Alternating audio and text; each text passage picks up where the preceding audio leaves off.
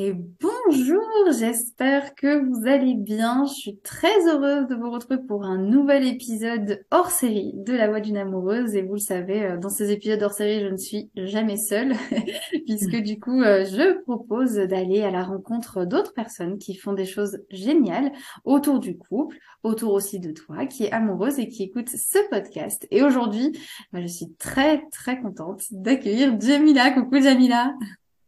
Bonjour, Céline, ça va? Oui, ça va très bien et toi?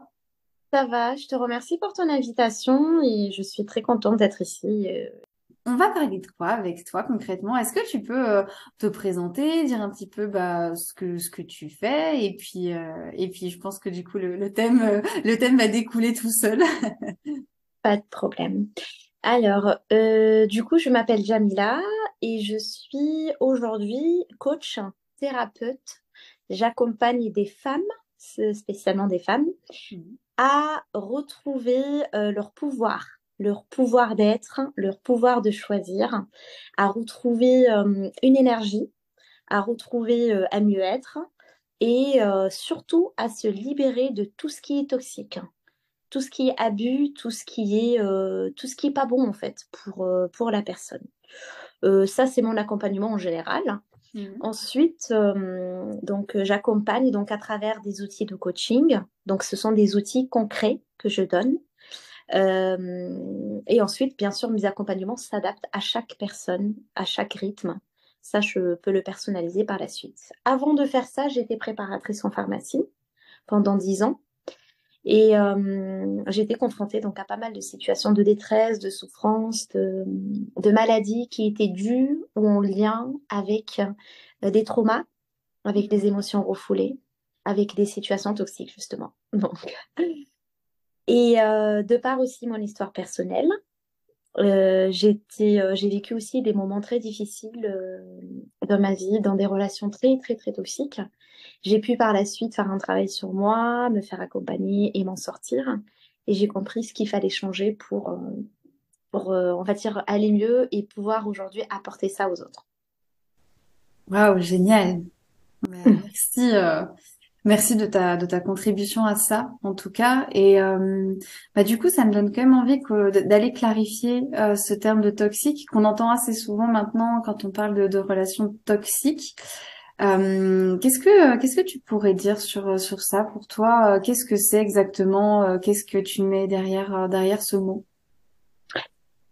Alors, c'est vrai que je peux en dire plein, plein, plein de choses, mais je vais essayer d'être rapide. Ça va être compliqué. Bon, allez, pour faire simple, une relation toxique, c'est une relation où tu commences à te sentir mal de façon latente, permanente, dans la relation, face à la personne qui vit cette relation avec toi, où Hmm. tu commences donc à perdre de l'énergie, tu commences à perdre ton estime. C'est bien sûr, comment dire, graduel, hein. C'est pas quelque chose qui vient comme ça dès le début de la relation. C'est progressif, hein.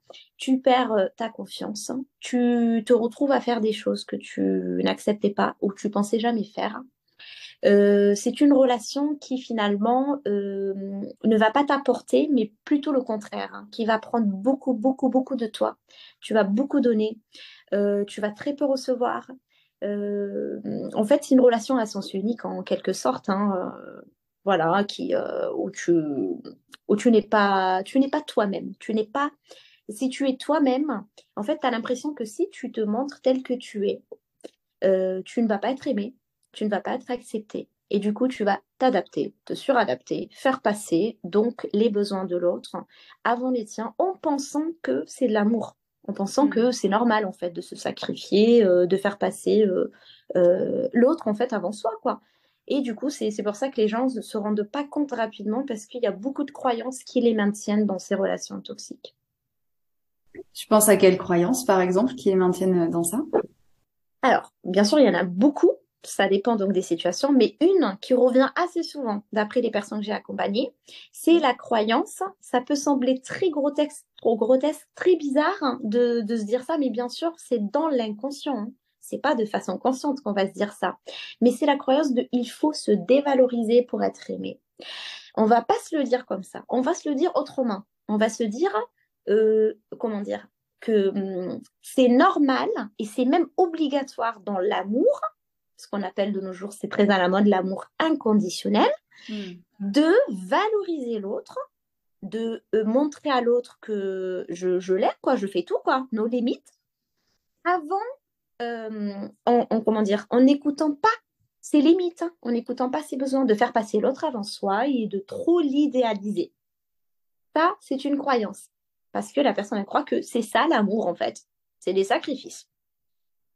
Donc ça va la bloquer dans une relation toxique. Elle va pas se poser de questions parce que pour elle, c'est ça l'amour, c'est pas autre chose. Oui, c'est un peu finalement, dans une relation, c'est normal que l'autre passe avant moi et Oui, oui, c'est normal, quoi. exactement. Ouais. Mm. Et en fait, non. Figure-toi déjà, ce que je peux dire, ce que je peux donner comme pour que la personne, les personnes qui nous entendent, si elles doutent ou si elles ont un doute ou elles sont dans le déni, parce que quand on est dans une relation toxique, il faut se dire qu'on est très longtemps dans le déni. Mhm. Pourquoi? Parce que c'est une relation qui nous a tellement pris de l'énergie, qui nous a tellement pris des parts de soi, où on s'est sacrifié, quoi. On s'est fait, même nous, inconsciemment du mal en restant, que Mm. c'est difficile de le voir. Hein. C'est difficile d'accepter que inconsciemment, il a une part de responsabilité et que la relation, finalement, c'est que de l'illusion, quoi. C'est pas, c'est pas une vraie relation saine, quoi. C'est pas facile de l'accepter, hein, de se pardonner, et surtout d'avoir de l'énergie pour repartir sur autre chose, tellement on est fatigué, quoi.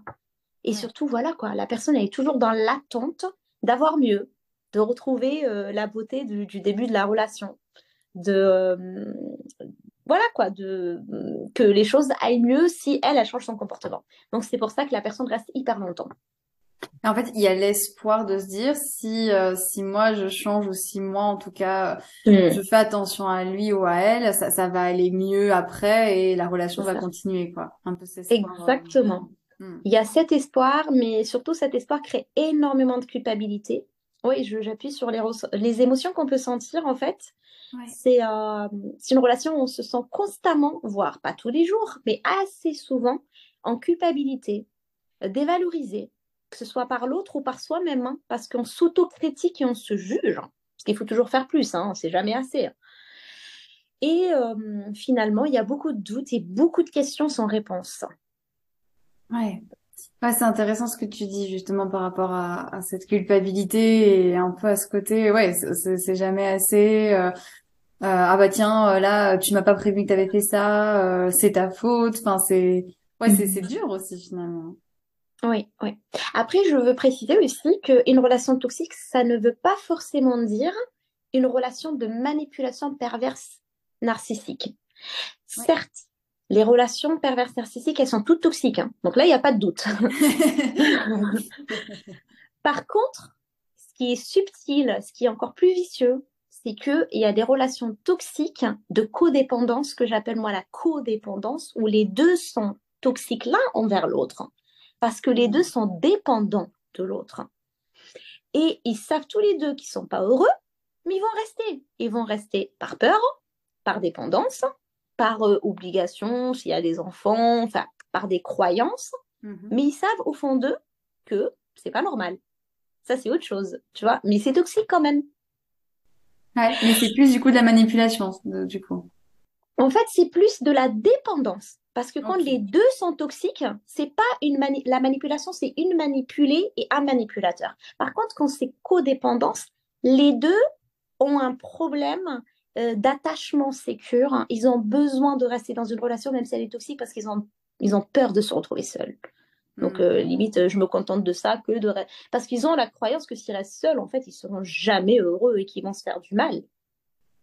Oui, oui, c'est vrai qu'il y a ça aussi. Hein. Il y a beaucoup de personnes qui disent, mais moi, je préfère rester dans mon couple parce que sinon, bah, en fait, je vais me retrouver seule et je vais plus savoir quoi faire. Il y aura plus Mm. personne pour m'aimer. C'est terrible. Et du coup, tant pis, je reste dans une relation vraiment difficile, mais c'est mieux comme ça, quoi, finalement.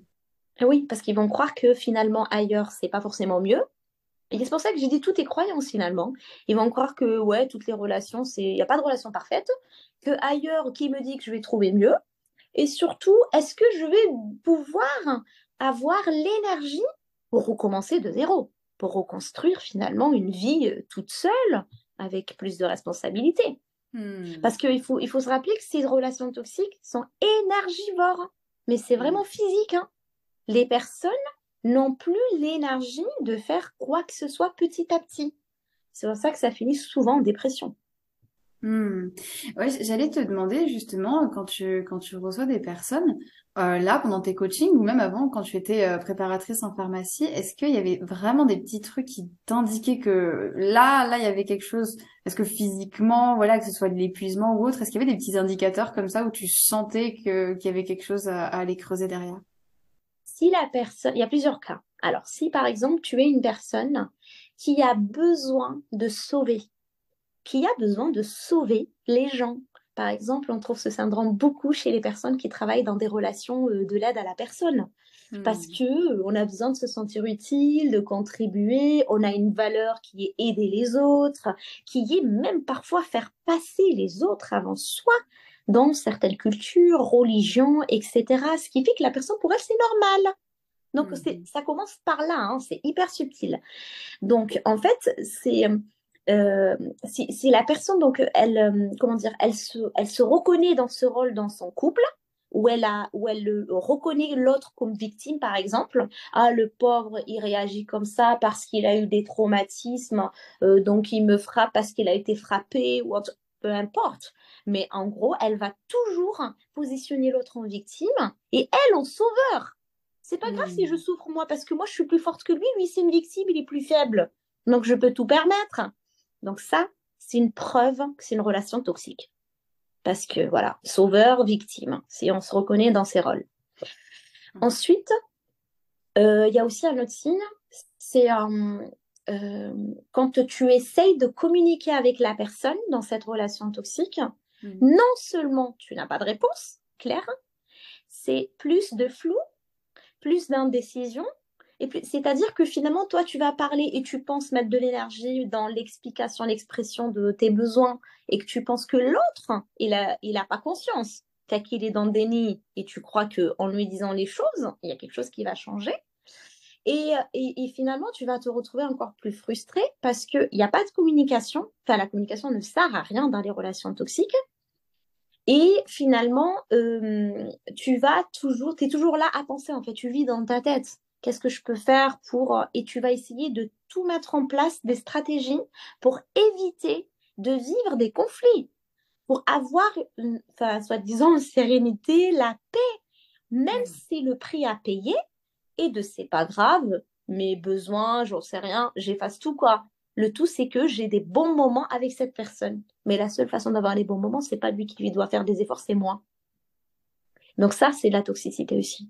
Ça me fait penser un petit peu, enfin, alors c'est peut-être un mot un peu fort, mais un peu ce côté, ben, en fait, je me sacrifie un peu pour l'autre, quoi.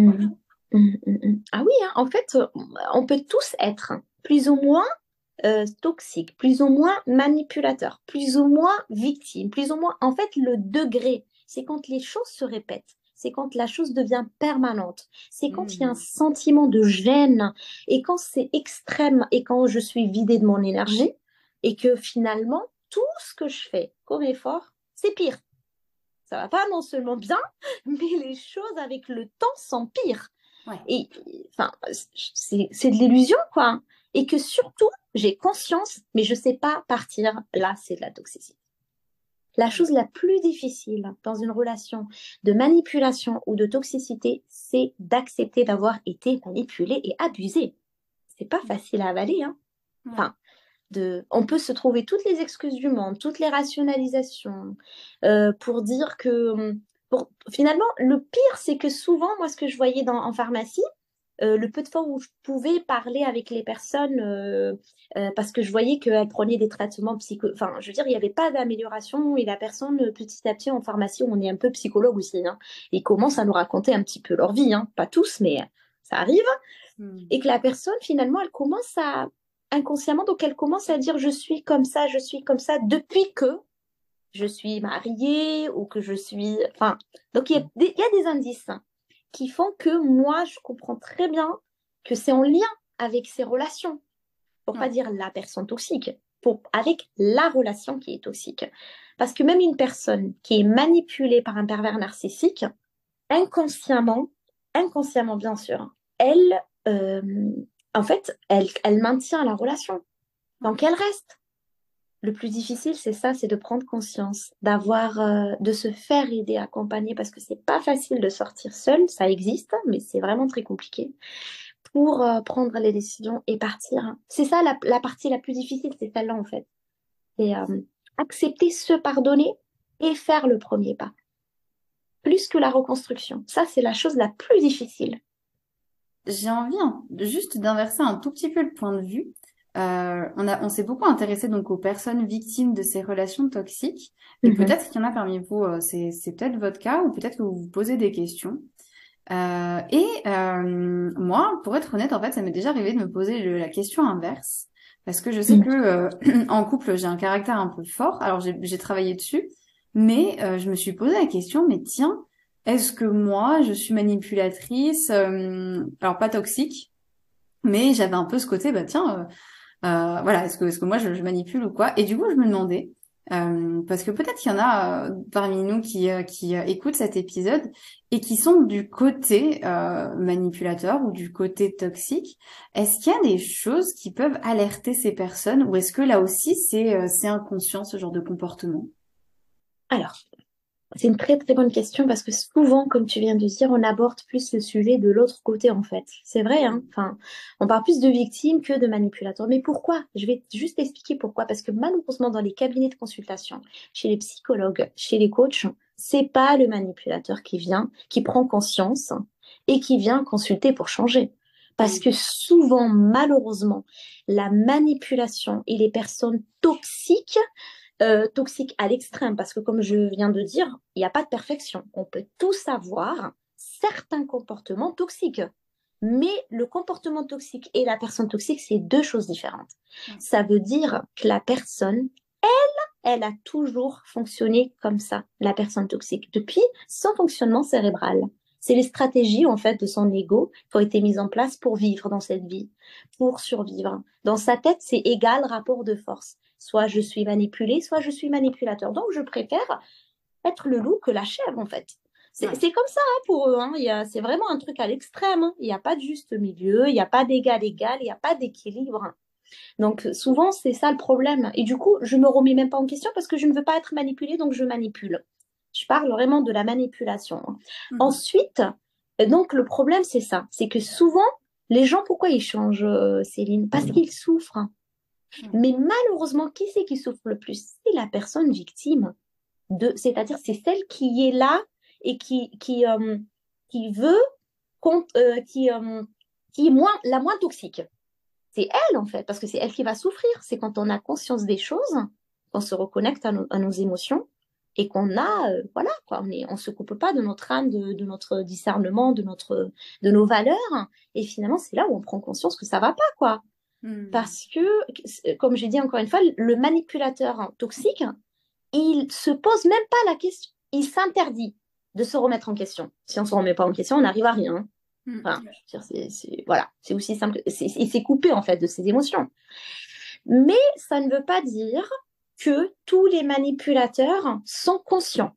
Alors moi, voilà, je veux vraiment préciser ça. Donc, comme tu as dit, c'est un système des fois tellement ancré, tellement inconscient, qu'ils ne savent pas être ou faire autrement. Ils sont ça. Mais le souci, on ne peut pas changer quelqu'un qui ne prend pas conscience et qui ne veut pas changer. Hein. Ouais. C'est ça le vrai problème. Que la personne manipule les victimes, il faut qu'elle comprenne.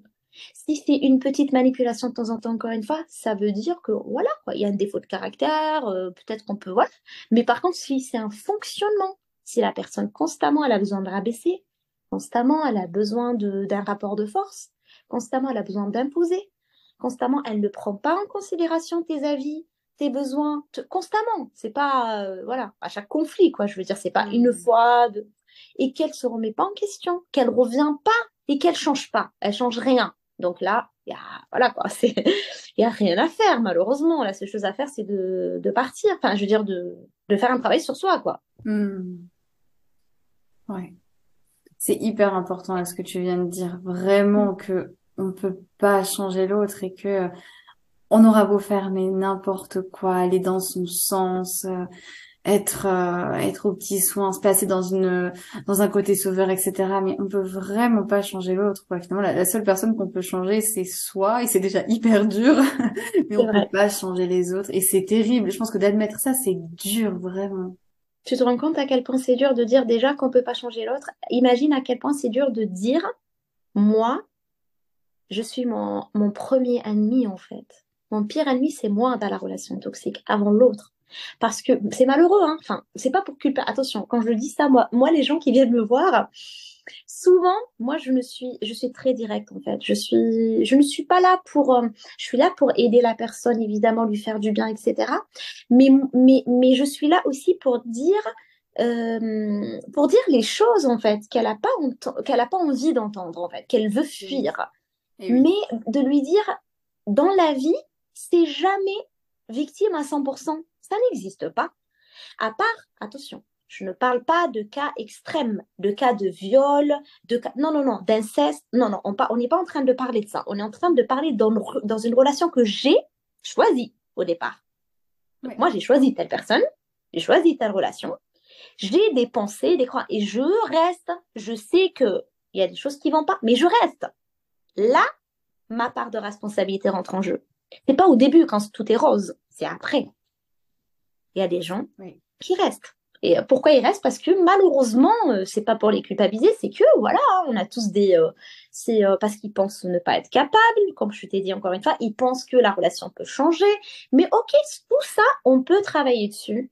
Et la bonne nouvelle, tout ça, c'est possible de le changer. C'est ça la bonne nouvelle en fait. Ouais, c'est hyper rassurant, je trouve, hein, de se dire ça, parce que c'est vrai que là, on peut se dire, oh mince, ça y est, je suis dans une relation, je suis coincée, je peux plus bouger. C'est Alors, exactement ce que mes coachés me disent au début. et oui, bah oui, oui. Et du coup, moi, ça me rend curieuse quand on vient de voir et que, ben voilà, tu poses un peu ces mots là de relation toxique, tout ça. Comment ça se passe? Comment on travaille avec toi? Ou en tout cas, comment ça se passe tes coachings sur ce sujet-là? Alors, donc moi, ce que je propose, moi, j'ai deux accompagnements. Un accompagnement au début qui est un peu plus ou moins, pas bref, mais qui a sur un laps de temps plus court, sur 2, 3 mois, jusqu'à grand maximum 4 mois, Hmm. pour déconstruire, pour nettoyer et pour prendre conscience et apporter des apprentissages. C'est-à-dire, on travaillera sur les croyances, on travaillera sur les pensées négatives, on travaillera sur se connaître. Parce que les gens pensent se connaître, mais ils ne se connaissent pas, hein. Se connaître et s'accepter. Donc ça, et prendre des décisions. C'est là, donc, par exemple, la personne qui est avec un pervers narcissique, ben, doit soit elle, moi, j'oblige à rien, hein. Moi, je fais juste, je questionne la personne, je la remets face à la réalité, en fait, qu'elle veut fuir. Je lui donne des outils pour s'en sortir parce que c'est difficile finalement, comme tu dis, d'être devant des choses en fait horribles et de se dire je suis impuissante, j'ai rien. Comment je fais pour... Ben, j'ai toujours fonctionné comme ça, alors je fais comment pour changer? De lui donner des outils pour transformer tout ça. Mais j'ai remarqué que c'est pas facile selon les personnes, parce qu'il y a beaucoup de personnes qui font beaucoup d'allers-retours, hein. Elles sont hyper déterminées, mais elles reviennent dans la relation. Elles font Hmm. un retour en arrière. Parce que là aussi, il y a des choses, comment dire, j'expliquerai après, hein, il y a un cycle de changement. Donc c'est normal en fait. Ce que j'essaie de dire, c'est que il n'y a pas une meilleure façon d'être ou de faire pour changer. C'est différent d'une personne à une autre. Il y a des gens, ils ont besoin d'un déclic. Il y a des gens, ils ont besoin de plus de temps. Ils ont besoin qu'on soit là avec eux, qu'on les motive, qu'on soit... Et c'est OK, quoi. Enfin, il n'y a pas de problème. Et ensuite, là, le deuxième accompagnement que je propose, mais je ne peux pas proposer le deuxième avant le premier. Par exemple, j'avais une coachée qui m'a dit, je veux apprendre à m'aimer et à me faire confiance. Et elle était encore dans beaucoup de relations toxiques. Je lui dis, mais en Hmm. fait, c'est pas possible. Tu ne peux pas t'aimer si tu restes dans des relations toxiques. Enfin, c'est du bon sens, c'est la logique, même si tu as du mal à le faire. C'est juste déjà de raisonner dans un premier temps. C'est comme si tu me disais, je veux guérir d'une maladie, mais par contre, tu continues à nourrir ce qui te rend malade. C'est pas, enfin, je peux rien faire. Enfin, je suis désolée, quoi. d'abord les choses dans l'ordre, parce que les gens ont besoin d'aller très vite, tellement ils ont tellement souffert, sauf que Hmm. ça ne va pas très vite, malheureusement. Il faut du temps pour tout. Et le deuxième accompagnement, ça sera un peu plus lent sur la durée ça sera bien sûr sur la reconstruction, c'est-à-dire comment se respecter, comment communiquer de façon consciente, comment connaître ses besoins et les faire passer avant ses valeurs, comment prendre soin de soi et comment reconnaître une relation saine, qu'est-ce qu'il faut faire ou pas faire pour avoir confiance et pour faire des choix en accord avec ses valeurs, quoi. Hmm. Ouais, c'est un long parcours, mais c'est pour une belle réussite et un beau résultat derrière. Mais comme tu dis, Oui. faut être vraiment armé de patience et se dire que ça va pas changer en 2 jours, mais les Non. résultats vont être tellement forts et tellement beaux qu'après, par contre, ça peut vraiment durer très très longtemps, voire carrément toute une vie si on est dedans, quoi. Ah oui, oui, oui. Et même ce qui motive les gens même quand c'est hyper difficile à vivre, ce qu'elle me disait, une personne que j'ai accompagnée, c'est le fait déjà d'être dans l'action, de faire quelque chose, même si cette chose-là, pour l'instant, les prises de conscience, elles sont hyper douloureuses, Oui. et de pas rester passive, en fait. C'est Hmm. toujours mieux que la situation d'avant. C'est toujours mieux que de rien faire. Ouais. Et surtout le fait d'être accompagné parce que on est des humains, je pense, sociaux, hein, on est des êtres sociaux, hein. On n'est pas, malheureusement, on est dans une société d'individualisme. C'est très compliqué d'être compris, d'être bien entouré par sa famille ou autre, hein. C'est pas pour culpabiliser la famille, c'est pour dire que le monde va tellement vite, on est tellement occupé, on fait tellement trop de choses que voilà, que les gens ils peuvent pas être toujours là pour nous. C'est pour ça qu'il y a de plus en plus d'accompagnement, Hmm. parce que c'est un monde, malheureusement, surtout en Occident, qui fonctionne comme ça, où la personne, elle se retrouve seule face à ses galères, d'autant plus dans des relations toxiques. Donc, il faut consulter, ça, c'est sûr. Ouais. Et puis c'est intéressant de se faire accompagner par quelqu'un qu'on connaît pas et qui va du coup avoir un point de vue objectif. C'est vrai que, enfin, Mhm. des fois, bah voilà, moi je sais que bah, dès que ça allait pas trop avec mon copain ou quand ça va pas trop, le premier réflexe que j'ai, j'appelle ma meilleure amie. Bon là, voilà, il s'est passé ça. Bah c'est ma meilleure amie, donc elle va prendre mon point de vue, elle va prendre mon parti et elle va me soutenir et c'est très chouette. Mais ce qui est hyper intéressant quand on va voir que ce soit une accompagnante, une coach, une thérapeute, c'est que elle va poser les bonnes questions et effectivement, elle va appuyer des fois là où c'est pas agréable, comme tu disais Mhm. tout à l'heure. Mais il y a un peu ce côté de se dire, bah, en fait, elle qui ne connaît pas la situation, si elle dit ça, bon, bah, ça va peut-être m'aider à avancer un peu plus. Ça offre une autre perspective qui est vraiment intéressante aussi, quoi, finalement. Exactement. En fait, c'est ça le premier postulat dans le coaching et même chez les thérapeutes en général, c'est la neutralité. Mais attention, la neutralité ne veut pas dire absence d'empathie. Ne veut pas dire qu'on se coupe, nous, de notre sensibilité humaine. On va pas ressentir la souffrance de l'autre. Non, non, non, c'est absolument pas ça. La neutralité, ça veut dire que moi, je ne juge pas l'autre.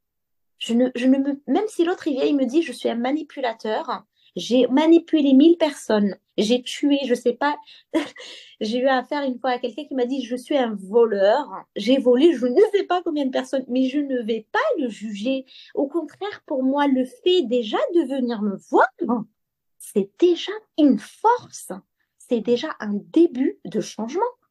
Donc ton passé, moi, je ne peux pas déjà me permettre de ça. Et surtout, la chose la plus importante, comme tu dis, la neutralité dans le sens où moi, ce que je vais dire, hein, je ne peux pas prendre parti émotionnellement, intimement parlant. Et nous, par exemple, moi, dans ma formation de coaching, la première chose qu'ils nous ont dit, on ne peut pas coacher la famille. Ouais, On ne peut pas coacher nos enfants, même si on a le désir. Enfin, quand on est coach, quoi, dans l'attitude. bien Ben sûr. non, parce que on sera jamais, on prendra parti inconsciemment. On sera jamais neutre, en fait. Et on pourra pas dire, on aura peut-être peur de dire les choses et de blesser l'autre. Or, quand c'est l'autre, quelqu'un qu'on connaît pas, on va être franc, on va être direct, ce sera plus facile Eh oui, et plus efficace. complètement.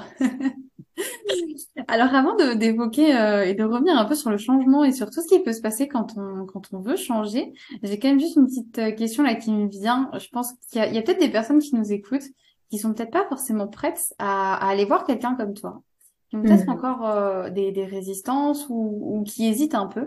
Est-ce qu'il y a un petit truc qu'elle pourrait faire pour commencer peut-être à aller vers soit ce changement ou soit vers voilà, ça y est, elles ont commencé à vraiment à comprendre qu'elles sont dans une relation toxique. Est-ce qu'il y a un petit truc qu'elles peuvent faire pour apaiser ça avant de venir te voir, par exemple? Oui, bah, c'est très bien comme question aussi. En fait, déjà, le fait de prendre conscience, c'est déjà le début du processus de changement. Parce Hmm. qu'on ne peut changer quelque chose dont on n'a pas conscience. C'est impossible. Ouais. Du coup, euh, déjà, en fait, de chercher à aller mieux, de commencer à chercher des solutions que de rester passif à rien faire. Déjà, ça, c'est vraiment très bien. Ne serait-ce d'aller sur YouTube ou de regarder comme ça, d'écouter des podcasts, peu importe, de chercher des Mhm. solutions passives, c'est-à-dire juste écouter, essayer voilà, de chercher, de voir déjà est-ce que ce que je vis est non, de se poser des questions et de s'autoriser à douter, de s'autoriser à se poser des questions. Parce que, en fait, c'est souvent les gens ne s'autorisent pas. C'est là toute la problématique, ne s'autorisent pas parce qu'elles ont l'impression que si elles s'autorisent, c'est tout remettre en question, quoi. Remettre en question, parce qu'en fait, elles vont vivre ça comme un échec. C'est-à-dire, ah ouais, si je vois que j'ai pas réussi là, et j'arrive pas. Mais en fait, l'échec, il y a des gens qui ont du mal à accepter l'échec, hein, et d'autant plus, elles ont fait beaucoup d'efforts, etc. La première chose à faire, c'est ça. En fait, c'est de s'autoriser à voir qu'il y a autre chose qui existe, à entendre d'autres versions, d'autres situations, ou bien à s'identifier à des personnes. Parce qu'on a besoin de s'identifier, c'est la nature humaine. Donc voilà, donc ça c'est la première étape à faire. Donc ça c'est déjà, comment dire, euh, commencer à sortir du déni. Ouais. Ouais, s'autoriser à douter. C'est hyper, Mm, mm. hyper fort et hyper intéressant et conscientiser effectivement. Déjà rien que d'être ici, c'est déjà un bon pas en avant déjà. Eh oui, c'est ça. Je te propose qu'on aille creuser du coup ce changement. Là, ça y est, on se rend compte que bon, effectivement, je suis pas dans une relation qui est ok. J'ai envie de changer. Qu'est-ce qui se passe? Parce que c'est pas si facile que ça le changement quand on réfléchit, hein. Exactement. En fait, tu sais, c'est quoi qui bloque les gens, Céline? C'est que les gens, encore une fois, les croyances.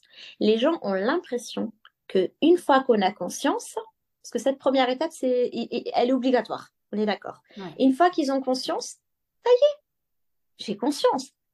Donc, ça va être facile. Je vais Mhm. prendre la décision, je vais aller dans le sens de ma conscience. Sauf que ça marche pas du tout, du tout comme ça. Pourquoi? Parce que je vais t'expliquer un peu ce qu'on appelle le cycle du changement, ou bien plutôt les cycles du changement. Tout changement passe par quatre phases, pardon. Selon Hudson, en fait, qui est un psychologue, thérapeute, chercheur, scientifique, voilà, qui a étudié toute sa vie en fait sur il a fait des expériences sur la complexité humaine. Donc, en fait, la première phase, c'est la phase du lancement. Pour n'importe quel projet, hein, que ce soit personnel ou professionnel, d'autant plus dans la relation toxique. On est, donc ça y est, on s'est rendu compte, il y a la prise de conscience, on se lance, on a envie de changer, on est hyper motivé, donc l'énergie, elle est plutôt haute.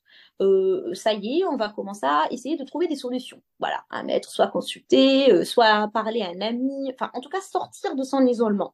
Mhm. Et cette phase-là, donc souvent, on a un objectif. On commence à avoir déjà des objectifs qu'on va essayer de clarifier, on va essayer de clarifier toutes les choses, de voir et d'être de plus en plus conscient des freins, des obstacles, de mettre des conditions.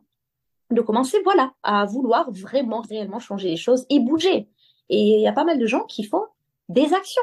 Vraiment, ça y est, moi je bloque telle personne, moi je veux plus. Ils font, hein, ils y vont, hein, cette phase, hein. Mhm. Et ensuite, il y a la deuxième phase qui va arriver. Cette phase, après, je précise juste que les phases, au niveau du timing, de la durée, c'est propre à chaque personne.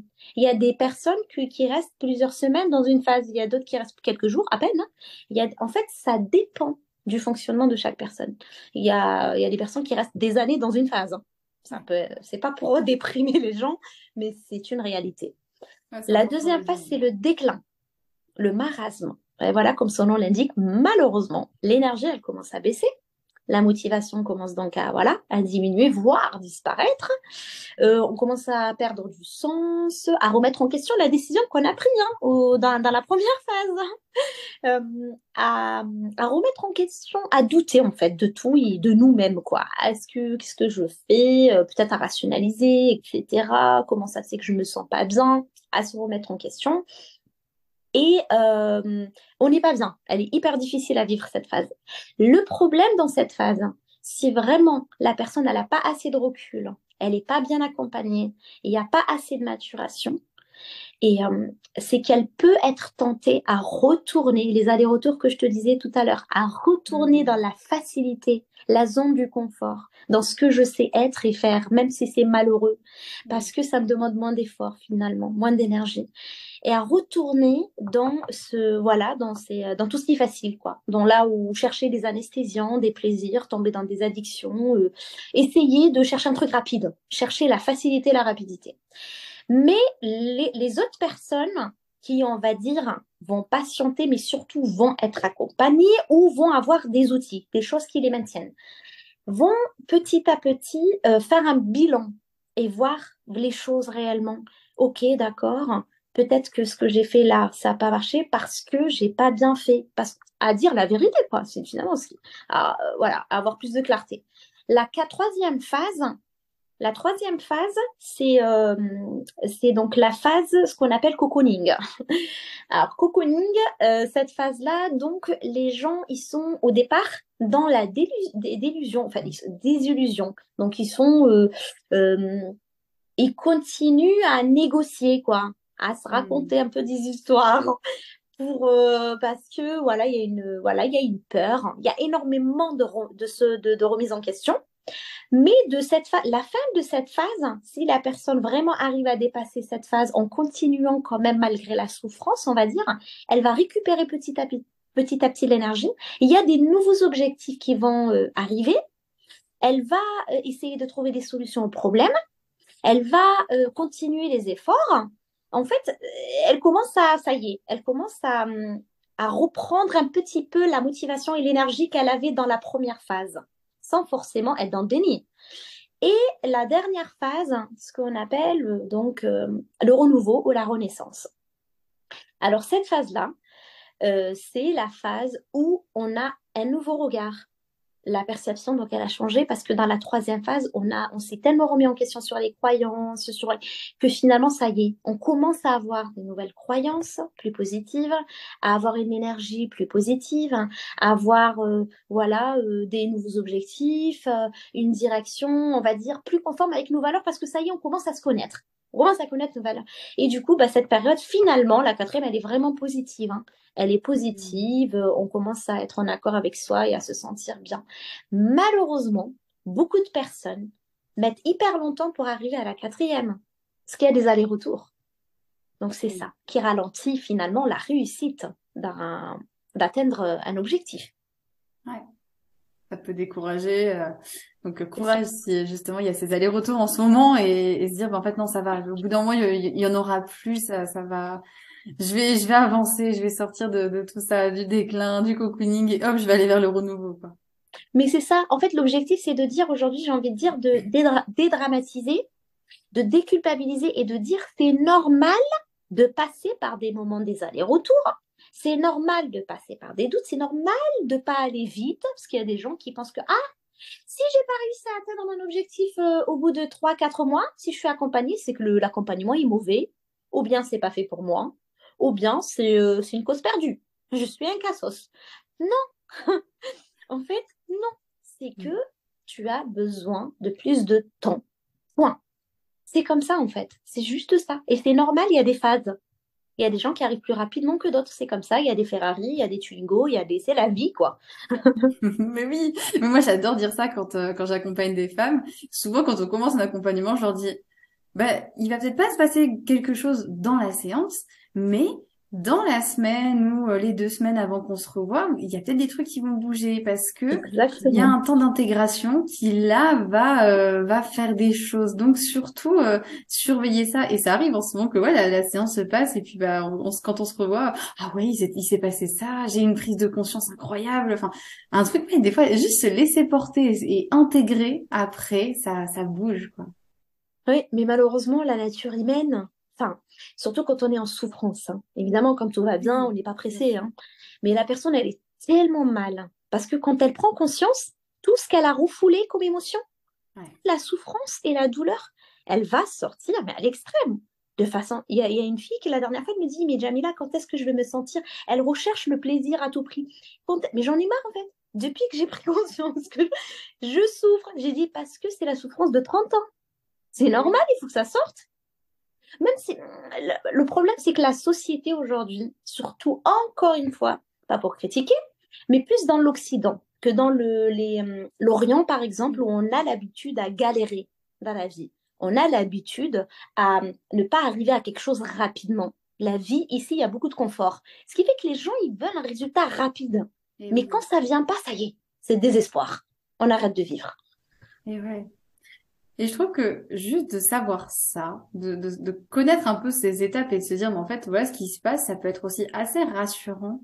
De se Oui, dire, mais je contrôle pas tout parce qu'il y a aussi un lien avec le cerveau, même quand on va vers quelque chose qui nous fait du bien, parce qu'on change tout le temps en soi, hein. Donc, même quand des fois on change pour quelque chose de mieux, que ce soit un déménagement, que ce soit se mettre en couple ou autre, il y a toujours un moment, moi je suis passée par là quand j'ai déménagé avec mon copain, mais il y avait un moment où j'avais qu'une envie, c'était de tout enlever, on annule le bail, moi je reprends mon ancien appart. Et il y a un peu ce côté de, mais je sais pas où je vais et finalement je sais que ça va être bien, mais ça me fait peur parce que j'étais tellement habituée à quelque chose que là je dois réhabituer mon corps et mon cerveau à autre chose et ça peut vraiment faire peur aussi au cerveau. Le cerveau il aime pas trop la nouveauté, hein. Il aime pas trop les exactement. nouvelles choses. Bah, le cerveau est feignant, hein. Notre cerveau, en Ben oui. principe, est feignant. Même le cerveau de Einstein, hein, parce que les gens ils disent, ouais, mais Einstein, alors j'ai dit, non, mais pour rigoler un petit peu, j'ai dit, mais en fait, le cerveau en général, certes, celui de Einstein, il est beaucoup moins feignant que le mien, hein, enfin, que celui des autres. Mais tous les cerveaux sont feignants dans la souffrance et sont feignants par rapport à certaines situations, ce qu'on appelle la résistance, que tu as abordé tout à l'heure, hein. Et finalement, en fait, c'est pour ça qu'ils préfèrent l'automatisme, quoi. La répétition, ce qu'ils connaissent, quoi. Enfin, ce qui est facile à appliquer. Ils veulent pas sortir donc de leur zone de confort. Et donc, c'est OK déjà d'être conscient. Il faut être conscient de ça. En fait, que c'est pas moi qui est pas normal, qui est folle ou qui est ma... C'est tous les cerveaux, toutes les personnes, euh, elles ont au début du mal. On a tous peur du changement. On a tous Hmm. peur de l'inconnu. Mais c'est pas parce qu'on a peur qu'il faut être dominé par ça. C'est ça qu'on a besoin d'apprendre. C'est pas Ouais. d'anesthésier sa peur. C'est normal d'avoir peur, en fait. C'est Mais oui. humain d'avoir peur. Mais qu'est-ce que je peux faire? Est-ce que j'écoute cette peur et je fais une force? C'est-à-dire, j'essaie de la rassurer à la peur finalement. Je m'en sers et j'avance. Ok, pourquoi j'ai peur? Parce que je suis pas prêt. Peut-être qu'il me manque des apprentissages. Peut-être que je vais un peu trop vite. Peut-être que cette situation finalement, elle est dangereuse. Mais en fait, la peur, c'est très bien. C'est pour se remettre en question. Mais c'est pas pour arrêter. Souvent, c'est ça. Et oui. La peur, elle bloque et elle dit à la personne automatiquement, comme si c'était une vérité absolue, que ça, c'est dangereux. C'est pas toujours dangereux. Il y a beaucoup plus de peurs irrationnelles que des peurs rationnelles, hein. Le danger, il n'est pas là toujours, hein. Donc, c'est plus le cerveau ce qui se raconte pour pas changer. Bah oui. Non, mais c'est important de le dire. Comme c'est important de dire que là, en fait, bah, peu importe où vous en êtes aujourd'hui, c'est hyper ok. Et si c'est pas le moment de changer, si c'est pas le moment de dire, bah là, vas-y, je me prends en main, j'y vais. Si vous n'êtes pas prêt à ça, c'est ok. Faut aussi se laisser le temps. Alors bien sûr, quand on n'est pas dans une relation qui nous met en danger physiquement, Oui, voilà, hein, vraiment. Mais c'est vraiment ok de se laisser du temps. Parce que c'est aussi comme ça que ça marche. Si on y va poussé par une amie qui nous dit mais si, mais va voir quelqu'un parce que ça va t'aider et qu'on n'y croit pas vraiment, clairement ça va pas marcher et c'est vraiment ok. si là, en mode, bon, bah non, moi là, ça me parle pas, peut-être plus tard, mais c'est complètement ok, il n'y a pas de bon moment. Et par contre, si vous sentez que vous êtes prêt, foncez, clairement.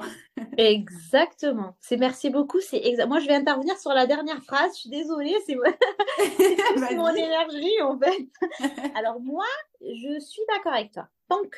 Tant qu'on n'a pas conscience, si on n'est pas sûr à 100% qu'on est concerné, enfin, non, pardon, c'est pas sûr à 100%, on n'a pas besoin d'être sûr à 100%. Tant qu'il n'y a pas de doute. En fait, du moment où je doute que ça, c'est plus bon pour moi, que je suis dans le mal, que ça va pas, il y a un truc qui va pas, mon corps il parle, enfin, je veux dire, je reprends mon pouvoir de discernement. Ça ne sert à rien d'attendre le moment parfait parce qu'il viendra jamais. Il n'y a Et pas oui. de moment parfait et de bon moment. Il y a juste le moment, je passe à l'action et le moment parfait, il viendra en passant à l'action. C'est pas en attendant, malheureusement, il n'y a rien qui change, hein, si j'attends. Mm. Par contre, si moi, j'ai pas encore conscience, ça sert à rien que je me fasse influencer par les autres. C'est vrai, on a besoin que ça vienne de nous, ça c'est hyper important. Donc, en fait, il y a deux choses. D'abord, comme je disais tout à l'heure, pour la personne qui n'est pas encore un peu plus sûre que moins sûre. Donc, elle, oui, elle a besoin de temps. Par contre, la personne, à partir du moment, comme je disais tout à l'heure, il y a des gens qui sont conscients, mais qui restent par peur. Mm. Si tu es consciente, prends ton courage à deux mains, fais un pas. T'as pas, on te demande, enfin, essaye, il n'y a rien à perdre. Essaye de faire autrement. Essaye de t'aider. Essaye de voir quelqu'un de neutre. Comme tu as dit, essaye comment dire, de te montrer qu'il y a autre chose. Donne-toi juste la possibilité de croire à ça, de croire que ailleurs ça peut être mieux, que je pourrais être heureuse, que voilà. Donc après voilà, il n'y a pas d'obligation, il y a juste, il faut s'écouter en fait, c'est écouter son corps. Donc si tu as la possibilité, parce que attention, je parle aussi de possibilité, hein. Il y a beaucoup de femmes par exemple qui se trouvent dans des relations toxiques et qui ne travaillent pas ces femmes. Les hommes, donc, ils ont tellement maintenu donc la toxicité, la dépendance, que la femme, elle a arrêté de travailler, donc elle est dépendante à 2000%, quoi, dans tout Ouais. le sens du terme. Donc, évidemment qu'à elle, je vais pas lui dire, tu prends tes clés qui t'égalent, non, bah non. En fait, il y a un temps, il faut des étapes. Mais déjà, pose une action. C'est-à-dire, commence peut-être à vouloir chercher un travail petit à peu avant de quitter la maison, tu vois. Enfin, il y a des choses Mais fais quelque chose. Fais quelque chose pour calmer ton angoisse. Parce que elle va pas, l'anxiété, l'angoisse se calmeront jamais seule sans rien faire. Ouais, c'est l'action qui bouge beaucoup. Oui. Et c'est vrai qu'on a beaucoup parlé de l'émotionnel, de ce qui peut se passer dans le mental, tout ça, mais tu l'as très justement dit. Des fois, on s'en rend pas compte, mais notre corps, il nous parle très bien. Mmh. On le C'est sent vrai. bien quand c'est des grosses fatigues, comme tu disais tout à l'heure. Des Mais il y a maladies aussi des... parfois. Ouais, des maladies aussi, ouais. Le problème, c'est que ça peut aller à des maladies, à des cancers. En fait, enfin, moi qui viens du monde quand même médical, je peux me permettre. En fait, pendant longtemps, on ne faisait pas dans la médecine conventionnelle le lien entre l'esprit, l'âme, les émotions et le corps. On nous a fait croire qu'on était juste de la matière. Eh oui. Faux. La médecine chinoise depuis des siècles et la médecine orientale, d'autres médecines dans le monde ont compris ce que ici on essaye, mais en fait parce qu'il y a bien sûr des conflits d'intérêts, parce qu'il y a des industries, des big pharma, etc. Enfin, je veux dire, ça arrange certains de nous faire croire qu'on est juste un corps et d'agir que sur le corps. Sauf que toi comme moi, on a bien vu que ici on traite la symptologie, on ne traite pas la source, on ne traite pas la cause et on reste malade à vie. On guérit rarement des maladies avec les médicaments qu'on nous donne. Ça ne veut pas dire qu'il ne faut pas les prendre. Ça veut dire qu'il faut chercher pourquoi je suis devenue malade. Le mal a dit, mon corps, il me parle. Tout ce qui ne s'exprime pas s'imprime. C'est comme ça, en fait. On est un tout. Mes émotions, ma psychologie, mon mal-être agit. Et des fois, je m'écoute tellement pas. Je suis complètement découpée de mes parts parce que je pensais que en étant moi, je pourrais être rejetée, abandonnée, ne pas aimer inconsciemment.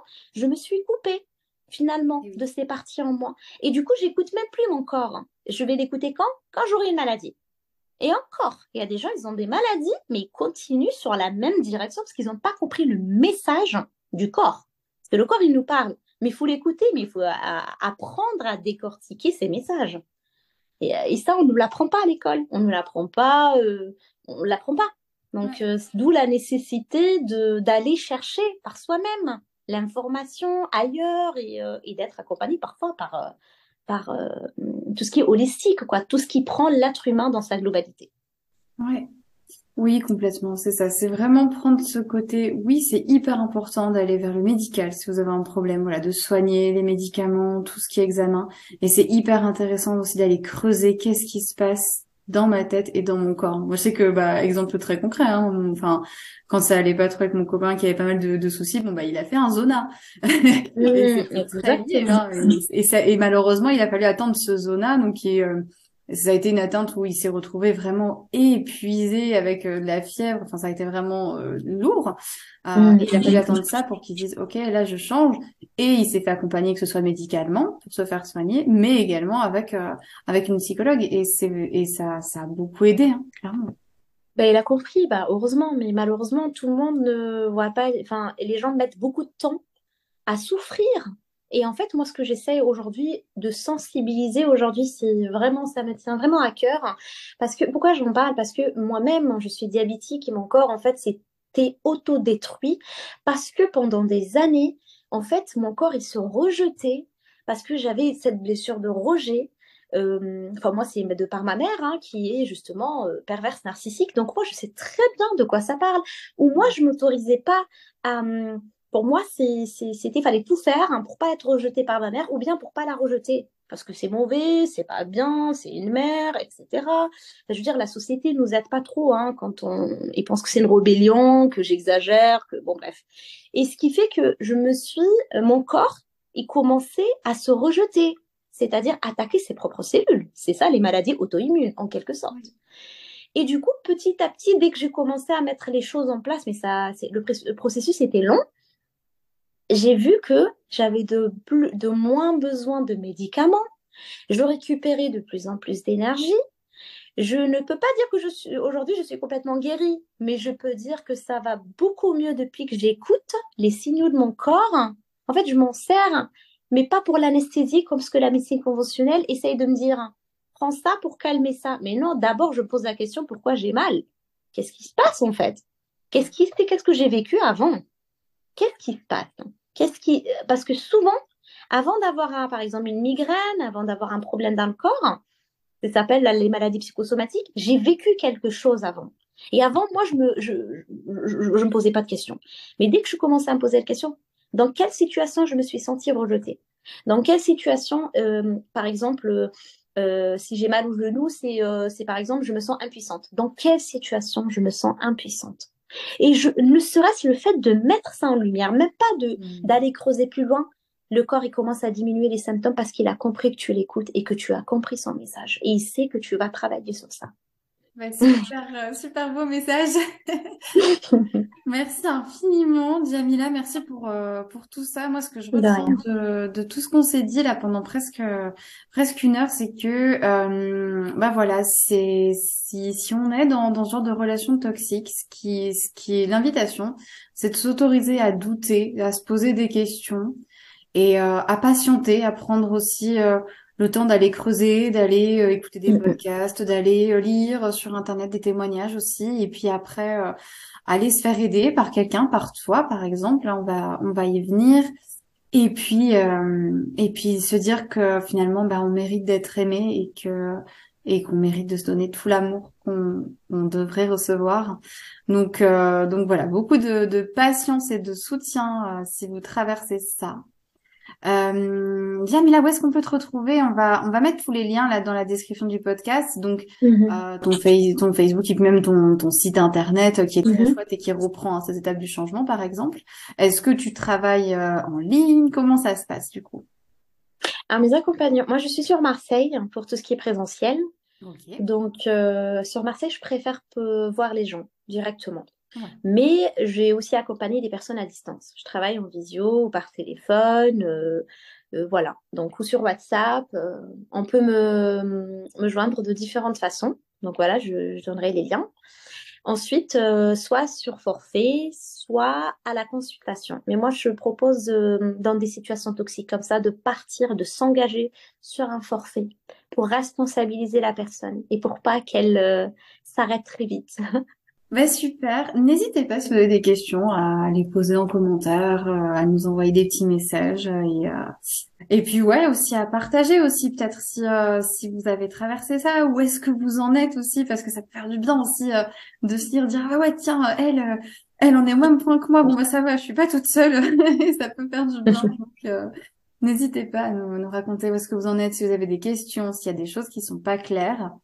Jamila, encore un immense merci, vraiment. C'est moi. Merci beaucoup à toi. Merci pour ce sujet hyper, hyper, hyper important. Ton investissement et c'est le meilleur cadeau en fait que tu fais aux gens parce que on n'en parle jamais assez hein, en fait. Hein, c'est un fléau quoi. Ouais. Et moi, ce que je souhaite vraiment un très bon courage et de dire aux personnes de pas désespérer, de pas perdre espoir ou de baisser complètement les bras et de se dire une chose, que le bonheur et l'amour, c'est pas une chance, hein, c'est quelque chose qui se décide et quelque chose qu'on obtient avec le temps. Si on, voilà, si on fait les choses qu'il faut. Ouais, je suis trop fan. J'adore. Merci beaucoup et à très bientôt pour un autre épisode. Belle journée tout le monde.